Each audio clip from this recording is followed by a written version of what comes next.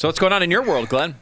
Anything you want to talk about today? I mean, there's obviously something you want to mention. That I want to mention. No, I don't have. I mean, I guess what you could do is take an inventory of the news stories of the day, right? And then start to think about if you had any personal connection to them.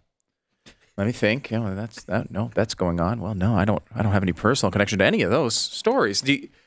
Do you? Is there any personal connection you might feel to any of the major news stories of the day? You know, for those people who are listening right now and they may not follow the news and have personal connections to the news, they may be wondering, what are you even talking about? Oh, well, and we're talking about a potential story that you might want to discuss today. Yeah. About I want to. An individual. I really want. From CNN. Well, there's two ways to go. And the two ways to go would be, one would be very fun, very satisfying. Sure. Funny. Entertaining. Right? Yeah. And the other one would be Christ-like. You know, the Bible not always hilarious, I've noticed. No, but usually right. Yeah, almost all the time. Almost all the time. Yeah. So it's not that big of a struggle. It's just I'm fighting the urge to be very, very funny. Well, maybe it's worth, instead of talking about today's news, to look back at history, you know? Like, for example, let me look back in the annals of history to about 4 years ago when I was watching CNN. And there was an interview on on TV, and the host of the show, the show's name was Reliable Sources, I believe. Making this easier. And I believe the interview was supposed to be about one thing. I can't remember at all what that was, coming together or something like that. Yeah. But then it took a turn about halfway through. And the interviewer started talking to the interviewee about how much trouble his business was in. We have a clip of it? No, come on. Oh, really? No, come on. No, well, she's saying, because I was trying to describe it, and I can only do that so well if we have the actual audio. Get behind me, Satan. Get behind me. One's arguing justice, one's arguing mercy, or they say they are. Familiar voice. But they're not. All they're doing is playing politics, and the American people are tired of it. Who is talking about an actual solution on this? Who's actually done something? Who's actually consistent and cared when it was a Democrat in office and cared when it's a Republican in office? You know, those people exist around the country, and they're watching you two, the media and Donald Trump, playing this little game back and forth, and they're sick of it. They don't want to hear about it from either side. I want the critique because I invited you on. I'm self-aware enough to know that we need to talk about this because I know it's a problem. The mainstream media is having a very hard time. The mainstream media is having a very hard time reaching Trump's base. That's a fact. We see that in all the polls. Yeah, well, then here's the deal, Brian. You all have my phone number. I've reached out to all of you in the past and said, let's have a conversation not on the air. You really want to understand? You want to hear the other side? Why can't our viewers? Then let's have a conversation where everybody's not interested. Why can't you tell our viewers right now? Gosh, because this is it's making all this about so ratings. difficult. Because this is all about ratings. Is this bringing it back at all? This isn't about ratings. Yeah. This is about saving our country, bringing us together. See, that's nice. Stop dividing us. I mean, I can't. So to be clear, you think that I'm dividing the country? You think I'm dividing the country for ratings by booking you? Brian, stop driving. Look what you're doing. When did this become about you? This is about the media and the administration. That's what you guys want to make it into. If it was about me, I would do like a 10-minute commentary the way you used to. Listening to me. If it was about me, I'd get out of Blackboard the way you used to. Is he being? Okay. Is that well, Christ? Maybe you should. I mean, the point is, what do you mean is making it about me? I don't see how I've made it about me. I want to know It's not about it. You just said, never mind. Look, Brian, if you want to have a conversation, the media really wants to know, great, we can have that conversation. But every time I've approached, everybody always says yes. But as soon as it gets tough or uncomfortable, nobody's interested. Nobody's interested in looking at themselves and saying, what did I do? I know what I've done. I know what I've done. I've tried to make amends, and I'm trying to... And we've talked about that before. I completely agree with you. And we all do need to be more self-reflective. I do have to ask you, there's this new headline on the Daily Beast saying that your company's in trouble, that you were trying to find a buyer. See, Glenn? Is this related to the point about people not talking to each other? That if you want to create that media company, there's not interest? What's going on with that? Wow. Brian, thanks a lot. I think that's the most ridiculous question I've ever heard.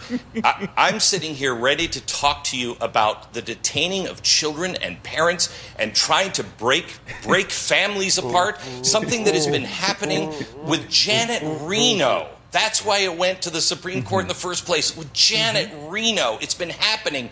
We want to stop it, and you want to play those games? Have a nice day. What game did I just play? Oh, God. Okay, see, Glenn? Now, yeah, of course, as you pointed out, there's two ways to go with a news story, and one of them is being incredibly Christ-like, as you were trying to be in that interview there. But Brian Stelter was interviewing you about how your company was failing. It's weird because we're sitting here at work for that company right now, and I don't know what Brian's doing, but not the same thing. Is there anything that you would want to bring up on that? Because as you point out, there's two ways to go with every news story. Did that help bring you back to the moment a little bit, watching that clip once again and watching all the quizzical faces of Brian Stelter? I don't understand. No, it's not. It's good. It's a good exercise. Not good. I just told Stu as we were taking that 10-second break, that's really hard. Oh, yeah. Stop it. Well, I think you knew I was going to antagonize you to see if you would break on Brian Stelter, but you didn't know that the video of that interview was coming. And just to watch you kind of relive those moments. Okay. The excited, smug nature. Do not gloat when your enemy falls, when he stumbles. You do not let your heart rejoice, or the Lord will see it and disapprove and turn his wrath away from him. Look, Just saying. I would agree that's with my thought of the day. That's my thought of the day. By the way, we should mention Brian Stelter got fired. We didn't mention that yet, but he's got let go. Show canceled. 30-year show could not survive. Brian Stelter. But wish him well. I will say this. The lesson here is not to do that in 2018, and some of the other things Brian has done through the last few years. And I pointed this out to people yesterday who only know Brian Stelter from this recent turn. This turn in the Trump era where he became a left-wing media critic. Get closer to the point. But what I was saying was, I remember him from when we first started on cable news. Yeah. He reviewed your very first show. It wasn't, I wouldn't say positive review, but it wasn't the worst review we've ever had. It was fair. It was fair. And he's written some of the most fair pieces about you at times. He's a long time ago. A long time ago. And I honestly think he's a really good example of what the Trump era has done to a lot of people in the media. It's broken them. Their anger against Donald Trump has changed a lot of people who, yes, they may have been liberal. Yeah, they may have been Democrats. They may have been left-leaning. But it's changed them into completely irrational actors. I don't think that's the only thing. I really don't think that's the only thing that has happened. It is also a result of your world being so small. They're in New York City, and New York City comes to New York City. I mean, the world comes to New York City. Sure. And, they're working at, these places where you have global reach. And so you think that you are the globe and you're very informed and you know everything because, look, I'm with the best people and the best people from all over the world. And it's so cosmopolitan here.